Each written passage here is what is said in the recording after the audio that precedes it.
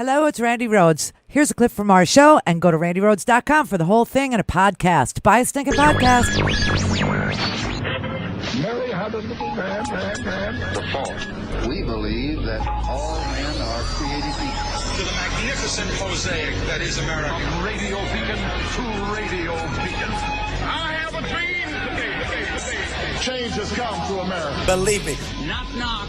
Who's there? It's a figment of your imagination. Randi Rhodes Show.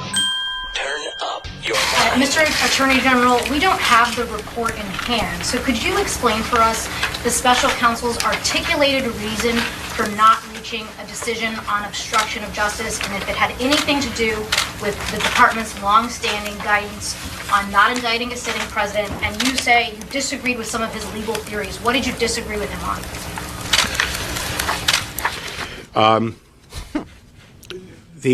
I'd leave it to his description in the report, the special counsel's own articulation of why he did not want to make a determination as to whether or not there was an obstruction offense. But I will say that when we met with him, Deputy Attorney General Rosenstein and I met with him along with Ed O'Callahan, who is the principal associate deputy. On March 5th, we specifically asked him about the OLC opinion and whether or not he was taking the position that he would have found a crime but for the existence of the OLC opinion. And he made it very clear several times that that was not his position. He was not saying that but for the OLC opinion he would have found a crime. He made it clear that he had not made the determination that there was a crime. That's false. That is a lie. That is dishonest. And that is not what the report says. I could read it to you. He says that he talked to Bob Mueller. Bob Mueller's got to testify, everybody. The subpoena went out, I know that. And Bob Mueller was asked to come to Congress and give testimony, and I'm sure that that will happen. However, that press conference was such a violation of his office as Attorney General of the United States. That man right there is supposed to be our attorney. He's supposed to be the attorney for the people, and he is the attorney for Donald Trump, and he lied. He lied. He was dishonest. He gave out false information, and here's how we know. This is exactly what Bob Mueller wrote. This is page 1 of volume 2. Swear to God, this is what we've been doing all morning, all right? He wrote that he could not traditionally prosecute the president because of the Office of Legal Counsel's conclusion that a sitting president cannot be indicted. And we've been telling you all this for, what, a year and a half now? 2 years, something like this? That was the way Bob Mueller would approach this? Well, this is exactly what the words on the paper say. First, a traditional prosecution or declination decision entails a binary determination to initiate or decline a prosecution. But we determined not to make a traditional prosecutorial judgment. The Office of Legal Counsel, OLC, has issued an opinion finding that, quote, the indictment or criminal prosecution of a sitting president would impermissibly undermine the capacity of the executive branch to perform its constitutionally assigned functions in violation of the constitutional separation of powers, given the role of the special counsel as an attorney in the Department of Justice and the framework of the special counsel regulations. This office accepted OLC's legal conclusion for the purpose of exercising prosecutorial jurisdiction. He did conclude that but for the OLC, but for the Office of Legal Counsel's rule, it's not a law, it's a rule, and Bob Mueller decided that that's the rule he would follow, that you cannot indict a sitting president. But for the OLC's decision, their opinion, their judgment, their memo, Donald Trump would be indicted today. That is a fact. And it goes on to say that the president will probably be prosecuted after he leaves office. It also goes on to say that he's going to preserve all evidence. He says, second, While the OLC opinion concludes that a sitting president may not be prosecuted, it recognizes that a criminal investigation during the president's term is permissible. The OLC opinion also recognizes that a president does not have immunity after he leaves office. And if individuals other than the president committed an obstruction offense, they may be prosecuted at this time. Given those considerations, the facts known to us, and the strong public interest in safeguarding the integrity of the criminal justice system, we conducted a thorough factual investigation in order to preserve the evidence when memories were fresh and documentary materials were available. Mueller is saying, Congress, this is up to you. Article 2 powers, say the president can't be indicted. But the Article 1 powers hold that the Congress is the proper venue to punish a president, to indict a president, to accuse a president, and that the Senate is the appropriate place to try a president. And then he goes on to say, because no charges could be brought, he won't accuse the president of committing any crime. He won't decline to say that the president committed a crime. He also won't charge the president with a crime because he says that the president, just like any other person, deserves the presumption of innocence and the ability to defend himself. And that if he brought charges against the president would not be able to defend himself in a court of law while he's president. Why, I have no idea. But this is what it's a fairness concerns counseled against potentially reaching that judgment when no charges can be brought. Okay? And that's why they didn't charge the president with any crimes. He said the ordinary means for an individual to respond to an accusation is through a speedy and public trial. Okay. With all the procedural protections that surround a criminal case, an individual who believes he was wrongly accused can use that process to seek to clear his name. In contrast, a prosecutor's judgment that crimes were committed, but that no charges can be brought, affords no such adversarial opportunity for public name clearing before an impartial adjudicator. He's saying he didn't charge the president with a crime because the president would never be able to clear his name while he was president. And that the place for the president to go and testify, the place for the president to answer the charges, the place for the president to have a trial is in the Senate, the United States Senate. That the House has the proper responsibility to indict, and that's why he didn't do it. That's what this says. But Bill Barr just stood there and lied to you this morning. He absolutely made stuff up. Mr. Attorney General, we don't have the report in hand, so could you explain for us the special counsel's articulated reason for not reaching a decision on obstruction of justice, and if it had anything to do with the department's long-standing guidance on not indicting a sitting president, and you say you disagreed with some of his legal theories. What did you disagree with him on?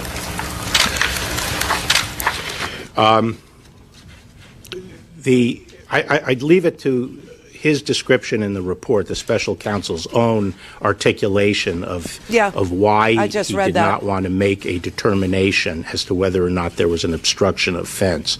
But I will say that when we met with him, Deputy Attorney General Rosenstein and I met with him along with Ed O'Callahan, who is the principal associate deputy. On March 5th, we specifically asked him about the OLC opinion and whether or not he was taking the position that he would have found a crime but for the existence of the OLC opinion. And he made it very clear several times that that was not his position. That is his position. That is exactly his position. I just read you his position. He said if we thought he committed a crime, we still couldn't indict him. We still couldn't charge him. And we can't exonerate him. That's what this says. And they're preserving the evidence, and that the president can face an indictment when he leaves office because he doesn't take immunity with him when he leaves. That is what he said. things Randy at RandyRhodes.com. Go for launch. Speaking truth to power, the Randi Rhodes Show. Then you got into this very curious area where the Attorney General seemed almost to be acting as the counselor for the defense, for the counselor for the president, rather than the Attorney General talking about his motives, talking about his anger, his feeling that this was unfair and he was big, there were leaks, and really, as I say, making a case for the president. I suspect the Democrats' heads on Capitol Hill were exploding, and they're going to come down very sharply about the way that Bill Barr today laid this out. Yeah, because Bill Barr was not acting as the Attorney General of the United States. Bill Barr was acting as Donald Trump's personal attorney. He finally got the kind of Attorney General that he desired. He finally got somebody who would lie for him. He finally got somebody who has absolutely no care in the world about his reputation or thinks that he's smarter than everybody and that nobody's going to read these 400 pages. And he's absolutely wrong. He's so wrong, I can't even tell you. So let me just tell you what happened. I'll tell you what happened in a nutshell, and then we'll start to read you the relevant portions, because this is exactly what you think happened, what we told you happened, what the New York Times and the Washington Post and people that were following the story. BuzzFeed was only slightly off with one word about Michael Cohen lying to Congress with the president's knowledge. The president did know that Michael Cohen was giving false testimony and was going to give false testimony.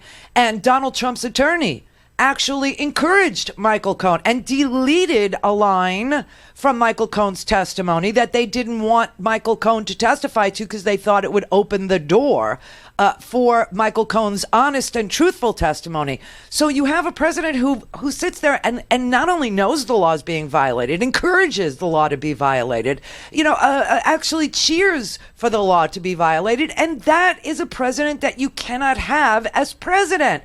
It's just that simple. So here's what happened in a nutshell. The cover-up by Donald Trump and his campaign advisors and Roger Stone and Jerome Corsi, who were not part of the campaign, the whole cover-up worked.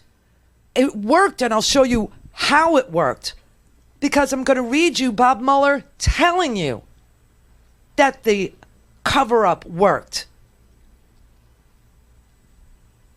I'm telling you, this is hair raising. Okay, I'm just gonna, I went through the part where he said that he could not indict the president. He said the concerns about the fairness of an indictment would be heightened in the case of a sitting president, where a federal prosecutor's accusation of a crime, even in an internal report, could carry consequences that extend beyond the realm of criminal justice. The OLC noted similar concerns about sealed indictments.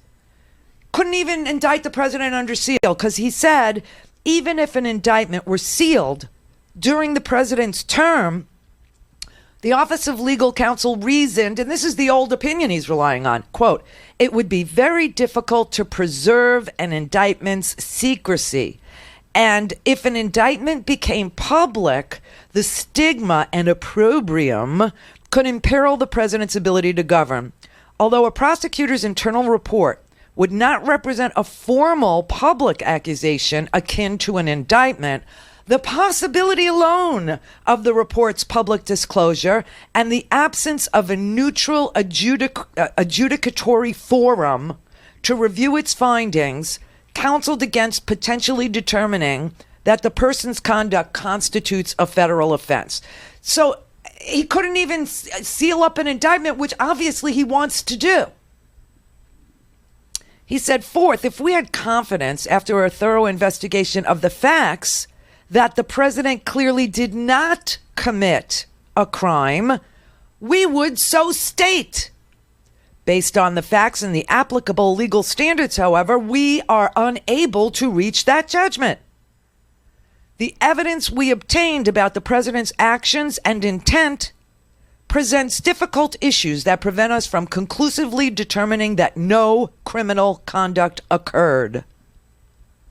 Accordingly, while this report does not conclude that the president committed a crime, it also does not exonerate him. See, Mueller wanted to charge the president. Mueller wanted to indict the president. Mueller wanted a sealed indictment of the president. But Mueller believes, as an institutionalist, the word of the day, I think, that he couldn't. But for the OLC decision and Bill Barr and Rod and the Beard stood there and lied to you. They lied to you this morning. That is just not true. All right, let's show you why obstruction worked. Let's read Mueller's words on what the dealio is on the obstruction, okay? This is, I think, page 9. Oh, what did I do? I'll read it off the computer here. Second, while the investigation identified numerous links between individuals with ties to the Russian government and individuals associated with the Trump campaign, the evidence was not sufficient to support criminal charges. Among other things, the evidence was not sufficient to charge any campaign official as, and these were the crimes that he thinks that he could charge, okay, as an unregistered agent of the Russian government or another Russian principal. And our evidence about the June 9th meeting and WikiLeaks releases of hacked materials were not sufficient to charge a criminal campaign finance violation. Further, the evidence was not sufficient to charge that any member of the Trump campaign conspired with representatives of the Russian government to interfere in the 2016 election. Now, here's why. Here's why they didn't have the evidence. It said this is the third reason why. He said the investigation established that several individuals affiliated with the Trump campaign lied to this office, lied to Congress about their interactions with Russian affiliated individuals in related matters. Those lies materially impaired the investigation of Russian election interference. The office charged some of those lies as violations of the federal false statements statute.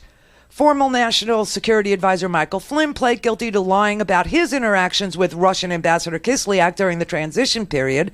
George Papadopoulos, a foreign policy advisor during the campaign period, pleaded guilty to lying to investigators about the nature and timing of his interactions with Professor Joseph Misfud, the man from Malta, the professor who told Papadopoulos that the Russians had dirt on candidate Clinton in the form of thousands of emails. Former Trump Organization attorney Michael Cohen pled guilty to making false statements to Congress about the Trump Tower project. And then there's something redacted in there. And in February 2019, the U.S. District Court for the District of Columbia found that Manafort lied to the office and the grand jury concerning his interactions and communications with Konstantin Kilimnik and Trump campaign polling data.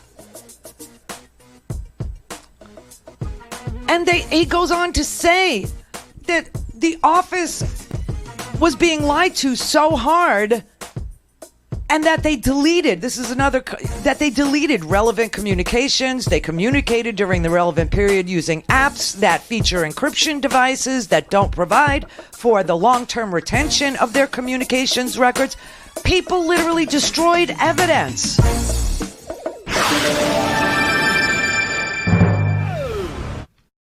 Call in, connect. To speak to Randi, call 561-270-3844. 561-270-3844. As the special counsel report makes clear, the Russian government sought to interfere in our election process.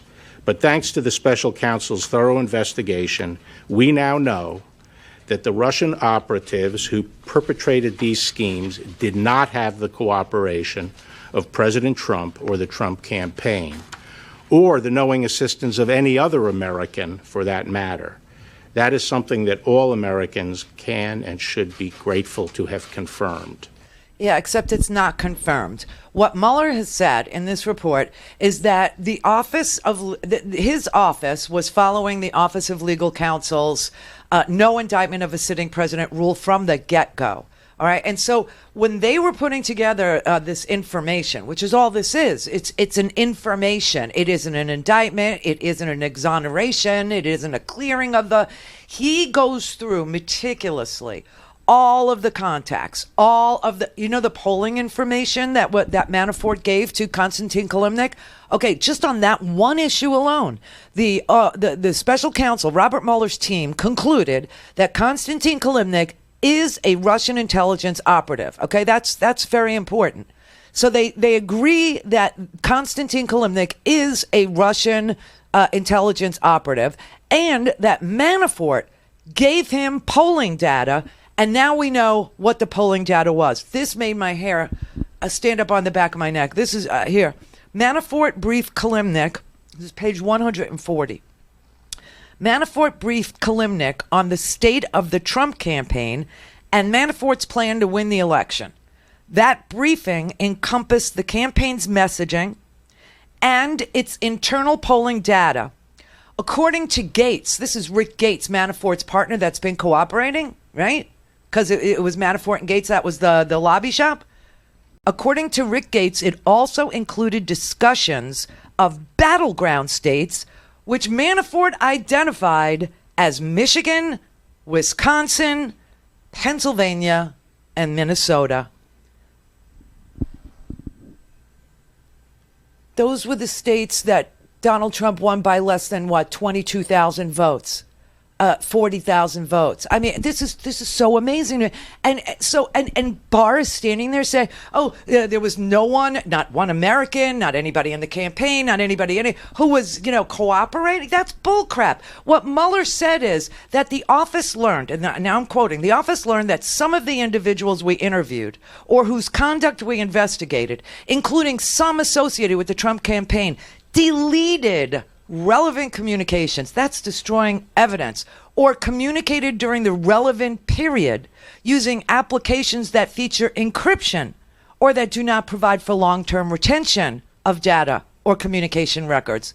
In such cases, the office was not able to corroborate witnesses' statements through comparison to contemporaneous communications or fully question witnesses about statements that appeared inconsistent with other known facts.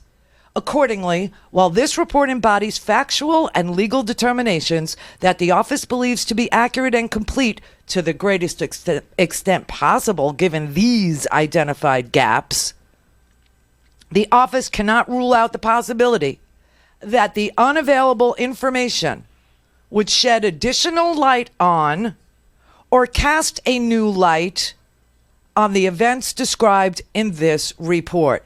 And that is in volume 1. And volume 1 has to do with collusion.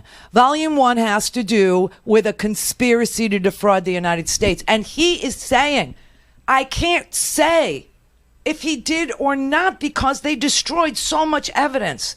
And they lied so many times to Congress, to us, and there's no contemporaneous document. The text messages are gone. They're using Jabber, and he names some of the platform.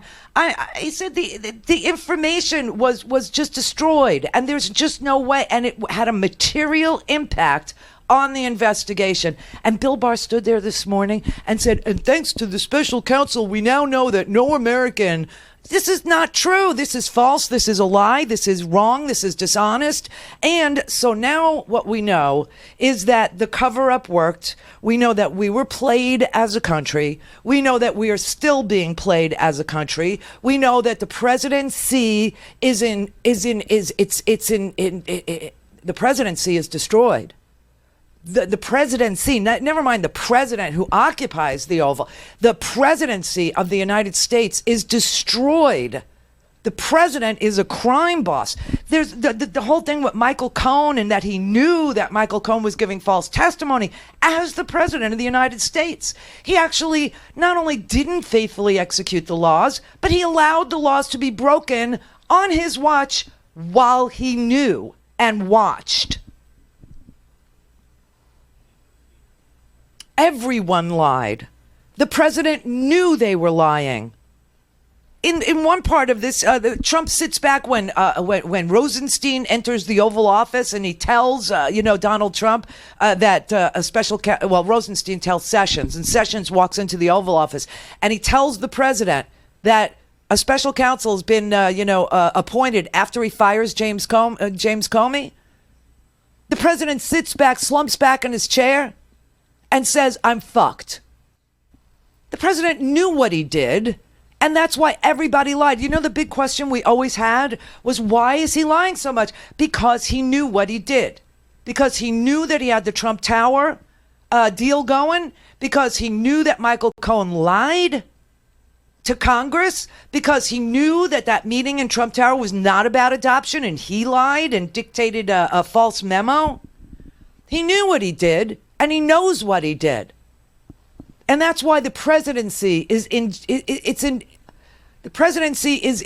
emergency situation right now. Never mind, the president of the United States is a very bad man. The president of the United States is a mob boss. The president of the United States is a failed reality TV star who actually parlayed, fame. Remember, they used to say, "Oh, Obama, he's a celebrity." No, this guy's really a celebrity. This guy is a total celebrity with an entire news network that repeats everything he says falsely, so that people can be indoctrinated into believing that nothing you saw, nothing you heard, nothing that really happened, to make you feel insane, to make you feel crazy. And the truth of the matter is that this presidency is a absolute disaster. It's a disgrace. But more than Trump is the office. Is the awesome powers that go with that office. It's ruined.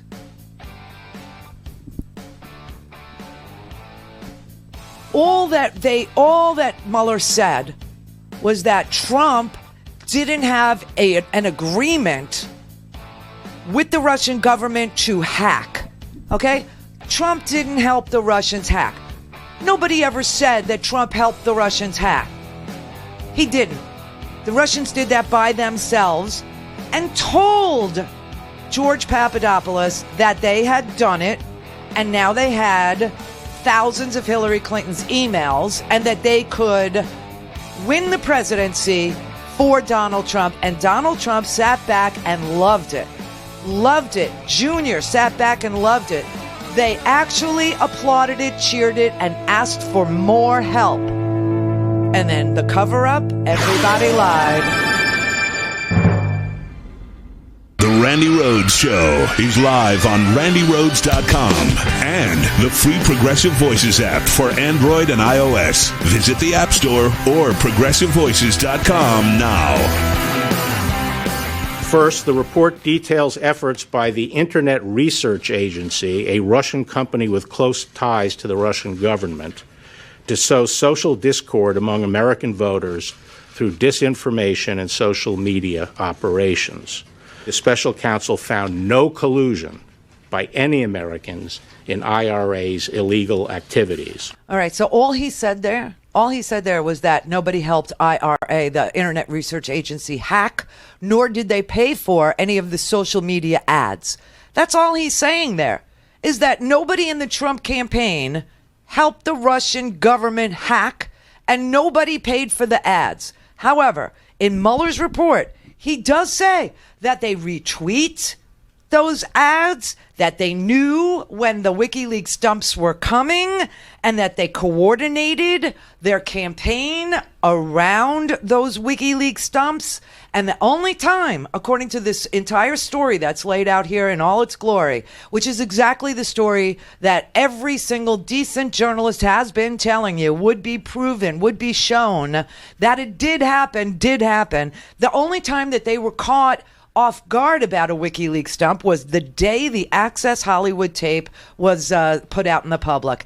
And less than an hour later, Jerome Corsi and Roger Stone were trying desperately to get a message to WikiLeaks to dump more materials, to take the focus off the Access Hollywood tape that caught them by surprise. And they did get a release of more of Podesta's emails an hour later.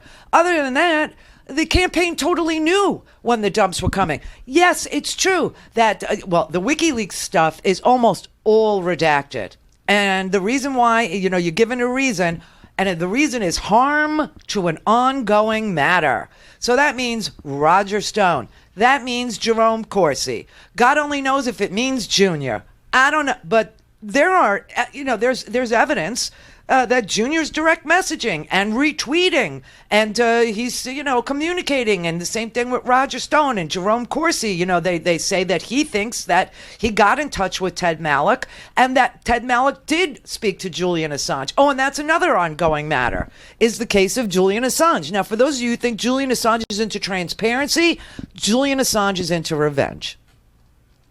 There is no mistake that Julian Assange was into revenge against Hillary Clinton because Hillary Clinton was the last document dump that he did. The State Department document dump, the Chelsea Manning document dump, the 2010 State Department document dump when Hillary Clinton was Secretary of State.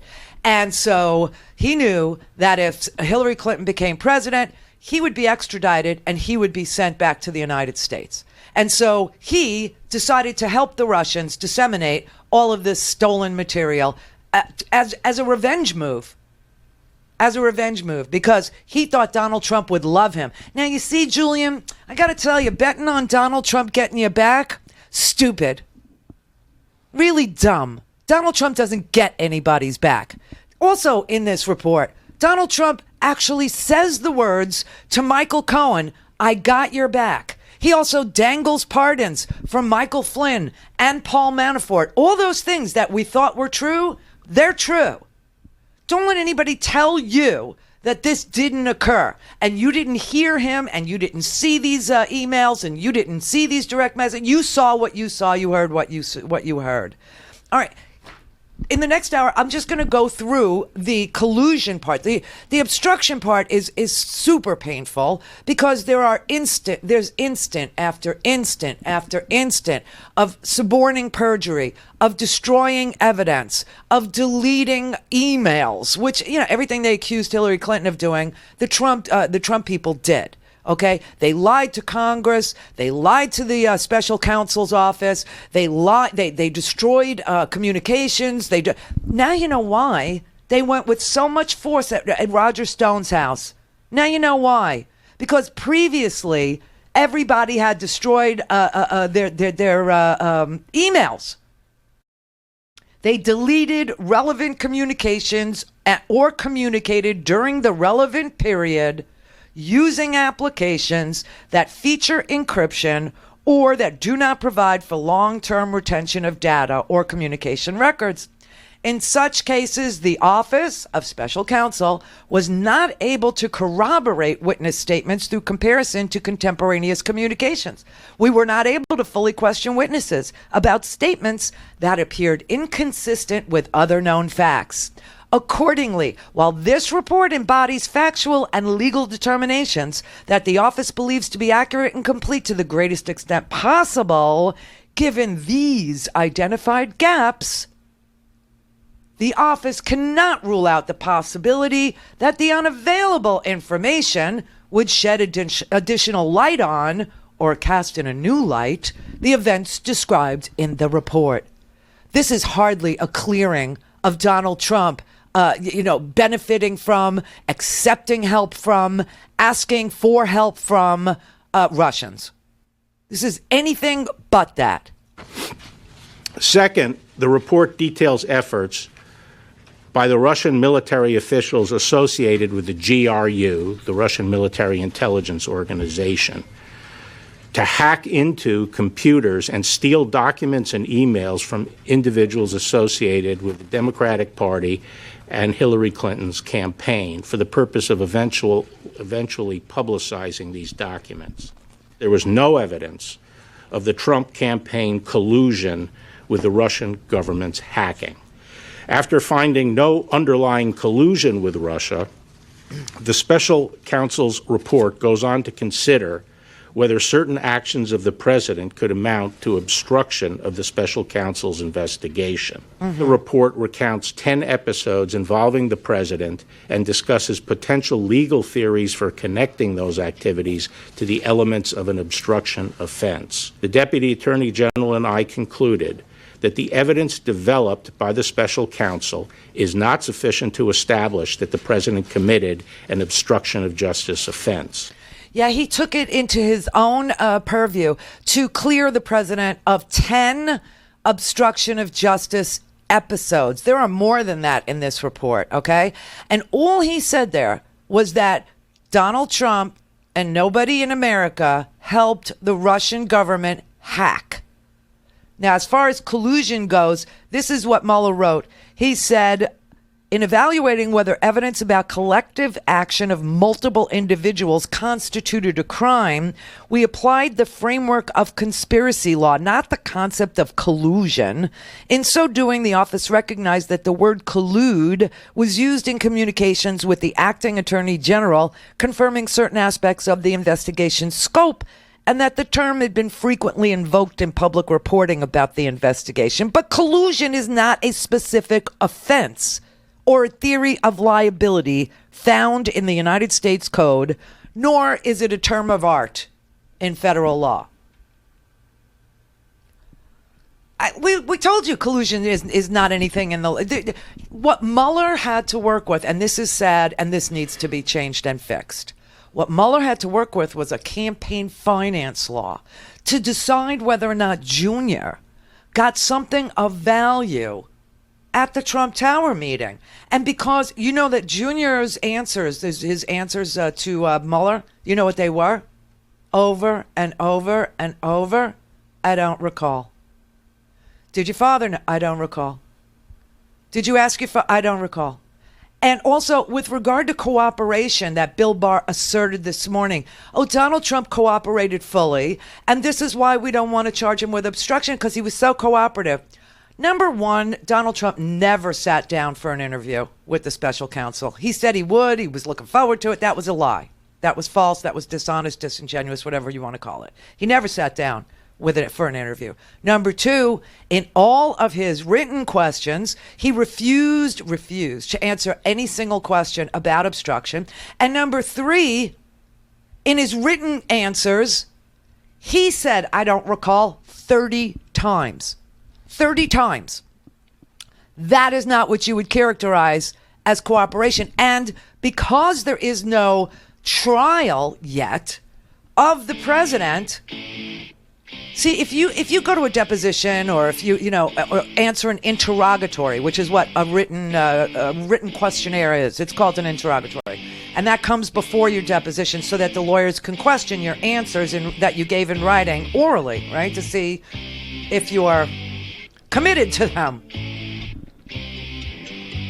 He wrote, I don't recall, 30 times, and there is no way to question him about the veracity, the truthfulness of not recalling. Because I told you, if you do recall but you say you don't, that's perjury. If you really don't recall,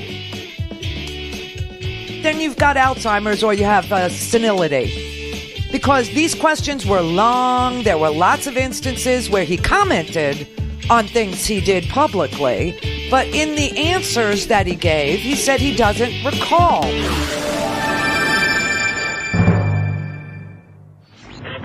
Mary had a little lamb. The fault. We believe that all men are created equal. To the magnificent mosaic that is America. From radio beacon to radio beacon. I have a dream today. Change has come to America. Believe me. Knock, knock. Who's there? It's a figment of your imagination. Randi Rhodes Show. Turn up your mind. The Attorney General appears to be waging a media campaign on behalf of President Trump, the very subject of the investigation at the heart of the Mueller report. Rather than letting the facts of the report speak for themselves, the Attorney General has taken unprecedented steps to spin Mueller's nearly 2-year investigation. 1. He summarized the report and cherry-picked findings in his March 24th letter to Congress. 2, he withheld summaries written by the special counsel that were intended for public consumption. 3, he has briefed the White House on the report before providing Congress a copy, which has helped them prepare a rebuttal response for the president. And now, the evening before the report's scheduled release, the Department of Justice has informed the committee that it will receive a copy between 11 a.m. and noon, well after the Attorney General's 9:30 a.m. press conference. This is wrong. It is contrary to the Attorney General's own words to the committee. Quote, "I do not believe it would be in the public's interest for me to attempt to summarize the full report or to release it in serial or piecemeal fashion." Close quote. That's what he did. It now appears the Attorney General intends to once again put his own spin on the investigative work completed by the special counsel and his team. The fact that the Attorney General is not releasing even the redacted report to Congress until after his press conference will again result in the report being presented through his own words rather than through the words of Special Counsel Mueller. The central concern here is that the Attorney General Barr is not allowing the facts of the Mueller report to speak for themselves, but is trying to bake in the narrative about the report to the benefit of the White House. And of course, he's doing this just before the holiday weekend, so it's extraordinarily difficult for anybody to react. This is wrong. It is not the proper role of the Attorney General. Yeah, and I think, I saw some tweeting going on from the transparency people last night saying, oh, he's just going to explain the redactions or the process he went through. Oh, no. Bill Barr actually characterized erroneously, wrongly, and deceptively, dishonestly, disingenuously, Mueller's own words. Mueller couldn't conclude that a crime of collusion or conspiracy happened because everybody destroyed evidence, everybody lied, there was no way to compare their testimony with things that were otherwise known. They couldn't hold them responsible for a lot of the lying that went on. Now, some people did get prosecuted, others didn't. And this report is 400 pages, and like we said, there was no way that it took 400 pages to say really nice things about Donald Trump. There was no way that 400 pages were going to have good news for Donald Trump, and guess what? It doesn't. It doesn't have good news for Trump. It doesn't have good news for Stone. It doesn't have good news for Corsi. It doesn't have good news for Flynn. It doesn't have good news for Manafort. In fact, Manafort, my God, the identifying, aspect of the polling data was specifically to target people in Michigan, Wisconsin, Pennsylvania, and Minnesota. Oh my God, how granular can you get? I mean, this is hair raising. This report, literally hair raising. Now, I had some time with it. I have to read. Volume 1 is the conspiracy part. Volume 1 is about what happened, that the Russians attacked us, how they did it, who did it, and that the Trump campaign didn't help Russia to do the actual hacking, and that's because they were too stupid. I mean, if they thought that they had, the brains to do it, believe me, they would have said, believe me, we can help you. We'll do whatever you want. And they didn't buy the Facebook ads. No, they just retweeted them. They just, shared them. They only knew when the dumps were coming. And the only time they were caught off guard was the Access Hollywood day. And that's why Jerome Corsi is in the doghouse. That's why he's in deep duty. Okay? But this is just the most amazing thing. Here is the executive summary that he did not want you to see. This is what Bill Barr hid from you. And this is the conspiracy part. This is the whole attack that was... And it's... They call it an attack. They called it information warfare in this report. And why did Mueller call it information warfare? Because we were attacked. And Mueller can't substantiate. He can't charge the president in the first place. And that's what he says, in this report, at the beginning of this report and at the end of this report. He's trying to send a big, giant, flashing red light to Congress saying, this happened. And the only venue where the president of the United States, any president, in his opinion, can be held responsible, can be indicted, can be tried, is Congress. Only the House can indict. I can't. Only the Senate can try. A court of law cannot. There are rules for the president that are enshrined in the Constitution, and I believe in them.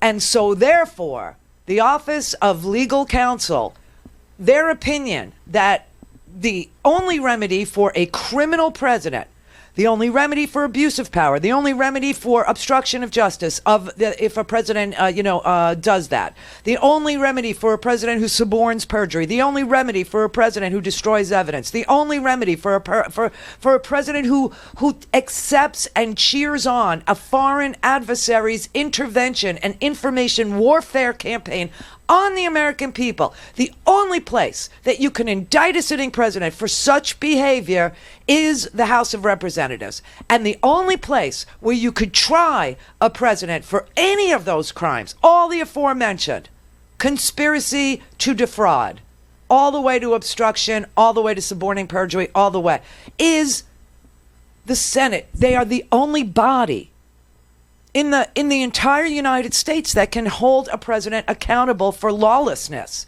And he lays out a roadmap for Congress to follow if they would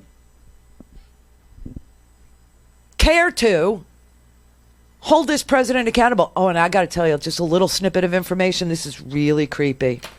Apparently, the way that the president found out about Jim Comey's counterintelligence,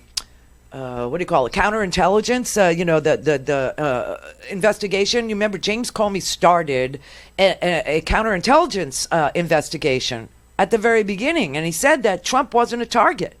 Remember that?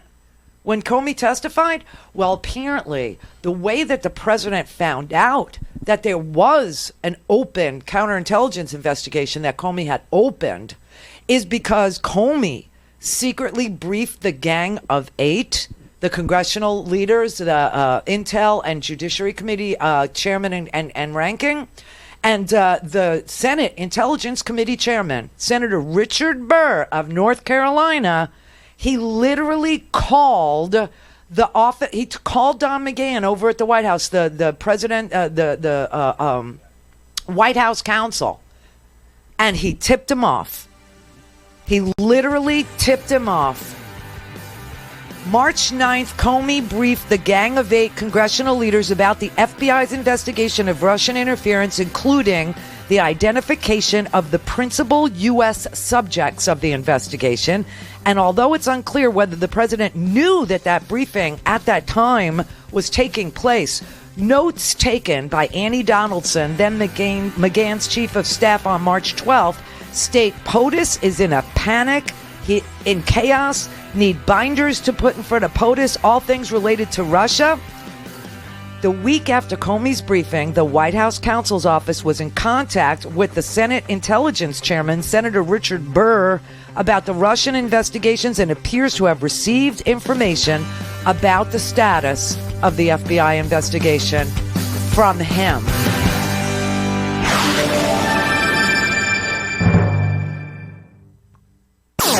All things Randi at RandiRhodes.com. Go for launch. Speaking truth to power, the Randi Rhodes Show. In assessing the president's actions discussed in the report, it is important to bear in mind the context. President Trump faced an unprecedented situation.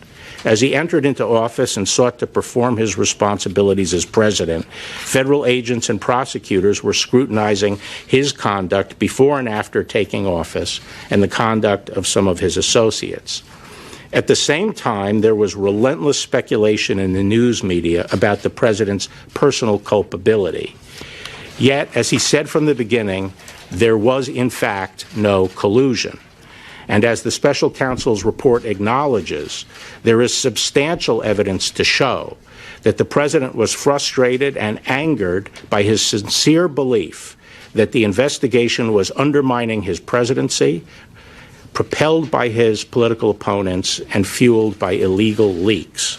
Nonetheless, the White House fully cooperated with the special counsel's investigation, providing unfettered access to campaign and White House documents, directing senior aides to testify freely, and asserting no privilege claims.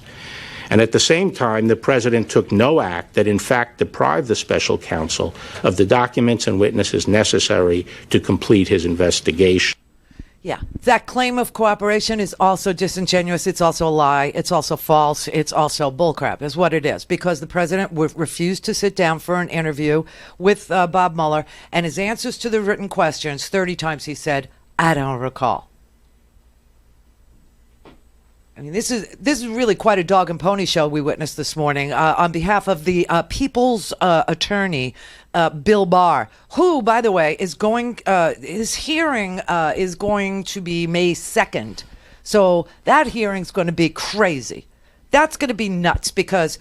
And why they don't play clips in these hearings, I have no idea. I mean, they have an AV squad in the House of Representatives or in the Senate? It makes no sense to me that you can't confront Bill Barr with his own words and Mueller's own words in the same breath. I don't know why they don't do it that way, but I mean, the people of the United States need to see Bill Barr saying that stuff and then quoting Mueller saying 30 times the president said he didn't recall, and he said he didn't recall things that he had reacted to in public, and that his interrogatories, his written answers, he refused to answer one single question about obstruction. He wouldn't even entertain the idea of a sit-down interview with Mueller, and if he had nothing to hide and nothing to fear and he would tell the truth, then he would have no problem with it. In fact, told you that. He told the American people, I look forward to testify. I look forward to talking to Mueller. I'll sit down with him anytime. And his own lawyer said, that's just not a good idea, sir. It's ridiculous. Now, here's what happened, okay? This thing has been going on so long, way before you and I ever even thought it was going on. The Internet Research Agency, now that is a company that's owned by Putin's chef, Mr. Prigozhin, okay? So the Internet Research Agency carried out the earliest Russian interference operations identified by the investigation. A social media campaign designed to provoke and amplify political and social discord inside the United States. They were based in St. Petersburg, Russia. They got funding from the Russian oligarch Yevgeny Prigozhin, who is Putin's chef, and companies that he controlled. Prigozhin is widely reported to have ties to Russian President Vladimir Putin, and then something is redacted. In mid-2014, the IRA sent employees to the United States on an intelligence gathering mission with instructions redacted. The IRA later used social media accounts and interest groups to sow discord in the United States political system through what it termed information warfare. The campaign evolved from a generalized program designed in 2014 and 15 to undermine the U.S. electoral system to a targeted operation that by early 2016 favored candidate Trump and disparaged candidate Clinton. The IRA's operation also included the purchase of political advertisements on social media in the United States. And the names of U.S. persons and entities, as well as the staging of political rallies inside the United States. To organize those rallies, IRA employees posed as United States grassroots entities and persons and made contact with Trump supporters and Trump campaign officials in the United States.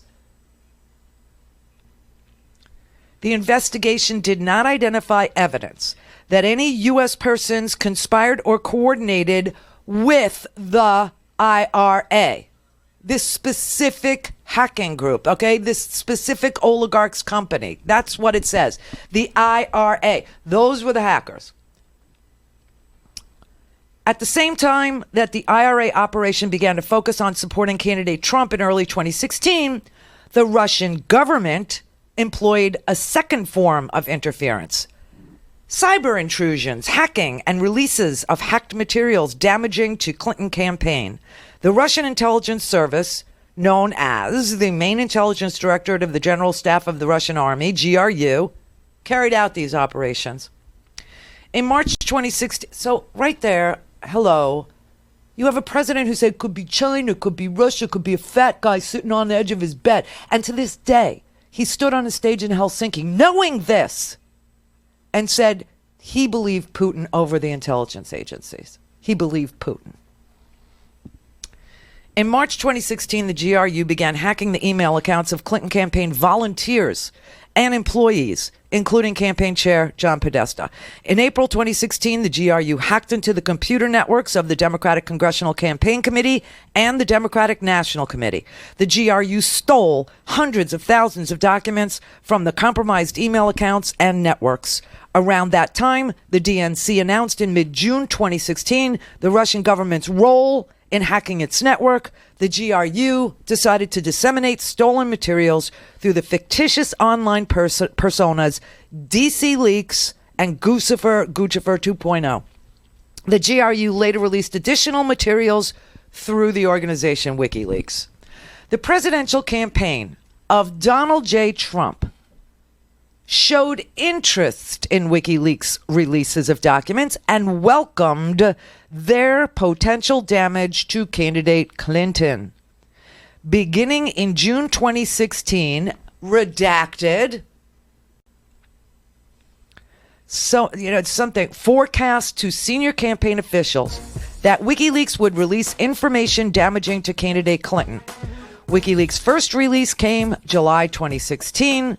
Around the same time, candidate Trump announced that he hoped Russia, if they were listening, could recover emails described as missing from a private server used by Clinton when she was Secretary of State. He later said he was speaking sarcastically, and then an entire paragraph is redacted. WikiLeaks began releasing Podesta's stolen emails on October 7, 2016, less than 1 hour after a U.S. media outlet released a video considered damaging to candidate Trump. Section 3 details the office's investigation into the Russian hacking operation, as well as other efforts by Trump campaign supporters to obtain Clinton-related emails. Oh, it turns out they did much more.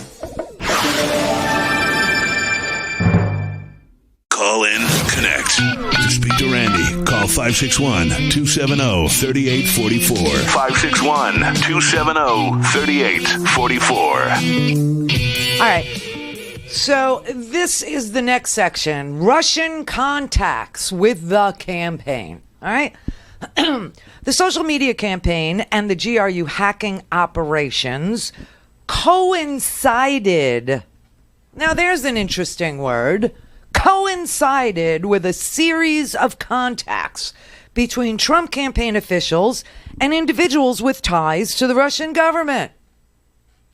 I mean, this is a roadmap, everybody. This is an actual, it's Google directions. I mean, this is unbelievable. This is MapQuest. This is Waze. This is just anything that to get from A to B. I mean, you got all these coincidences. It takes a lot of planning, right? Okay. The social media campaign and the GRU hacking operations coincided with a series of contacts between Trump campaign officials and individuals with ties to the Russian government. The office investigated whether those contacts reflected or resulted in the campaign conspiring or coordinating with Russia in the hacking, in the election interference activities. Although the investigation established that the Russian government perceived it would benefit from a Trump presidency and worked to secure that outcome, and that the campaign expected it would benefit electorally from the stolen information released through Russian efforts. Oh my God, what a sentence.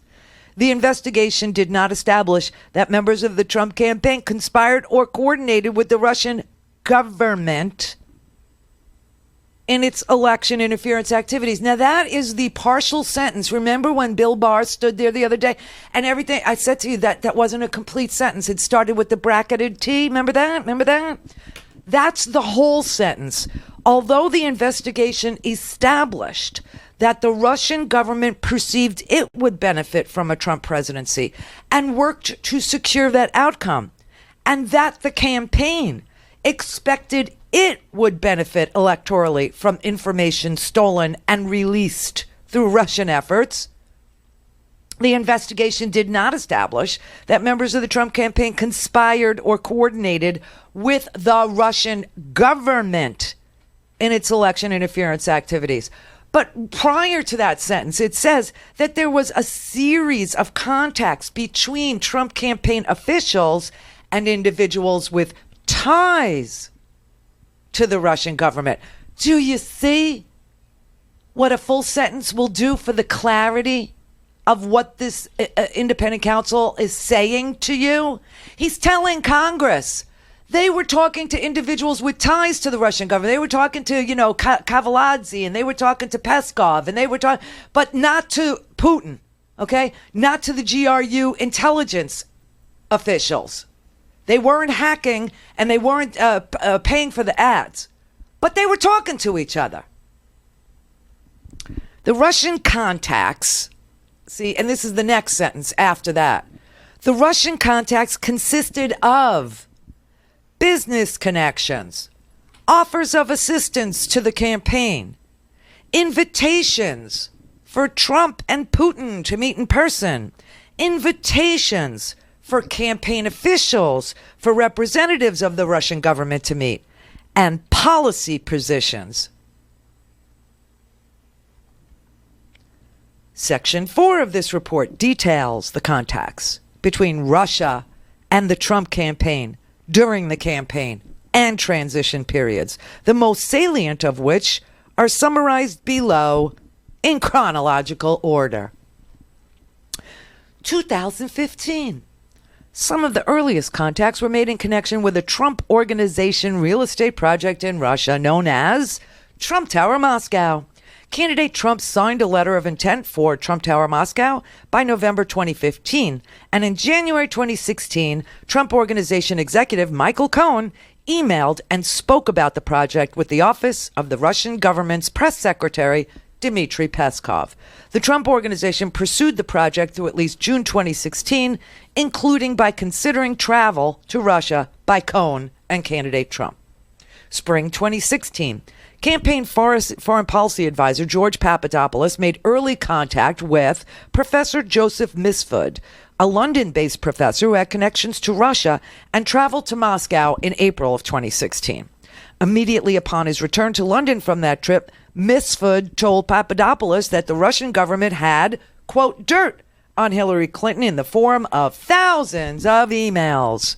1 week later, in the first week of May 2016, Papadopoulos suggested to a representative of a foreign government, that would be Australia, that the Trump campaign had received indications from the Russian government that it could assist the campaign through the anonymous releases of information damaging to candidate Clinton. Throughout that period of time and several months thereafter, Papadopoulos worked with Misford and two Russian nationals to arrange a meeting between the campaign and the Russian government. No meeting took place. Summer 2016. Russian outreach to the Trump campaign continued into the summer of 2016 as candidate Trump was becoming the presumptive Republican nominee for president. On June 9, 2016, for example, a Russian lawyer met with senior Trump campaign officials Donald Trump Jr., Jared Kushner, and campaign chairman Paul Manafort to deliver what the email proposing the meeting had described as official documents and information that would incriminate Hillary. The materials were offered to Trump Jr. as, quote, part of Russia and its government's support for Mr. Trump, end quote. The written communications setting up the meeting showed that the campaign anticipated receiving information from Russia that could assist candidate Trump's electoral prospects, but the Russian lawyer's presentation did not provide such information. Days after the June 9th meeting, on June 14, 2016, a cybersecurity firm and the DNC announced that Russian government hackers had infiltrated the DNC and obtained access to opposition research on candidate Trump, among other documents. The next month, in July of 2016, campaign foreign policy advisor Carter Page traveled in his personal capacity to Moscow and gave a keynote address at the New Economics School. Page had lived and worked in Russia between 2003 and 2007. After returning to the United States, Page became acquainted with at least 2 Russian intelligence officers, one of whom was later charged in 2015 with conspiracy to act as an unregistered agent of Russia. Page's July 2016 trip to Moscow and his advocacy for pro-Russian foreign policy drew media attention. The campaign tried to distance itself from Page and by late September 2016 removed him from the campaign. July 2016 was also the month WikiLeaks first released emails stolen by the GRU from the DNC. On July 22, 2016, WikiLeaks posted thousands of internal DNC documents revealing information about the Clinton campaign. Within days, there was public reporting that the U.S. intelligence agencies had high confidence that the Russian government was behind the theft of the emails and the documents from the DNC. And within a week of the release, a foreign government informed the FBI about Papadopoulos.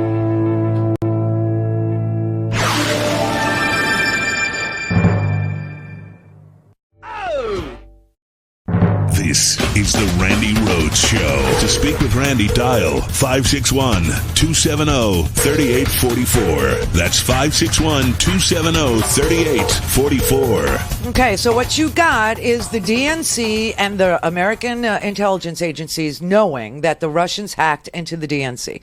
You have George Papadopoulos actually sitting there with an Australian ambassador, and he's drunk, and he tells the Russian ambassador that the Russians say that they have thousands of emails. They got dirt on Hillary Clinton. And then within a week of the actual release of these emails, a foreign government, Australia, informs the FBI about this May 2016 interaction with Papadopoulos and his statement that the Russian government was going to assist the Trump campaign. And so on July 31st, 2016, based on the foreign government's reporting about what Papadopoulos was told by this Maltese professor in London, Misfud, that the Russians had hacked and have thousands of Hillary's emails, the Australians called the Obama administration, and then Obama tells the FBI what he heard, and the FBI opens up an investigation into potential coordination between the Russian government and individuals associated with the Trump campaign. So, you know what's interesting about all this right here? Not one single stupid word about the Steele dossier. Isn't that something, everybody? That the reason that I've been telling you that the FBI opened up this counterintelligence investigation had everything to do with George Papadopoulos, and had everything to do with this Professor Misfud, the Maltese professor, and everything to do with the Australian drunk, on wine meeting that he had with this guy in Rome, was the reason for this investigation to be opened. And guess what? It was. Had nothing to do with the dossier. Which, by the way, nobody had until October. This is July. July, August, September, 4 months later. And then the dossier is given to Lindsey Graham. And Lindsey Graham gives it to John McCain. 4 months later. This thing's already open. So much for the alternative universe of fake news, okay? Then separately, on August 2nd, Trump campaign chairman Paul Manafort meets in New York City with his longtime business associate Konstantin Kilimnik, who the FBI assesses has ties to Russian intelligence. Kilimnik requested the meeting, quote, to deliver in person a peace plan for Ukraine that Manafort acknowledged to the special counsel's office was really a backdoor way for Russia to take control of a part of eastern Ukraine. That was the peace plan. That Russia would get eastern Ukraine, not just Crimea, Both men believed the plan would require candidate Trump to succeed were he elected president. They also, Trump was literally going to give the eastern part of Ukraine to Vladimir Putin. This is amazing. And this is, the platform, oh my God. They also discussed the status of the Trump campaign and Manafort's strategy for winning Democratic votes in Midwestern states. Months before that meeting, Manafort had caused internal polling data to be shared with Kilimnik, and the sharing continued for some period of time after their August meeting. So from August, September, October, right up until Election Day in November, they're getting polling data. And later on in this report, because this is just the executive summary, right, that we were supposed to get. But later on in the report, it says that the polling data was specific to Michigan, Wisconsin, Pennsylvania, and Minnesota. And that it was ongoing. It was up to the minute polling data. It was in the moment internal polling data that Manafort, the campaign manager, is providing to a Russian intelligence asset. October 7, 2016, the media released video of candidate Trump speaking in graphic terms about women years earlier, which was considered damaging to his candidacy. Less than an hour later, WikiLeaks makes its second release. Thousands of John Podesta's emails that had been stolen by the GRU in late March of 2016. The FBI and other government institutions were at the time continuing their investigation of suspected Russian government efforts to interfere in the presidential election. There is an open investigation at this point, and they're seeing this. That same day, October 7th, the Department of Homeland Security and the Office of the Director of National Intelligence issue a joint public statement saying, quote, the Russian government directed the recent compromises of emails from U.S. persons and institutions, including from U.S. political organizations, end quote. Those thefts and disclosures of the hacked material through online platforms such as WikiLeaks, the statement continued, quote, are intended to interfere with the U.S. election process. Okay, this is October, and they know, everybody knows, the whole freaking world knows. Trump knows, Manafort knows, they've been caught, and they're still doing it. Now the election is over. Immediately after the November 8th election, and remember, this is just the executive summary that Bill Barr refused to let us see the other day, because he said it was all redacted. Meanwhile, like two things are redacted.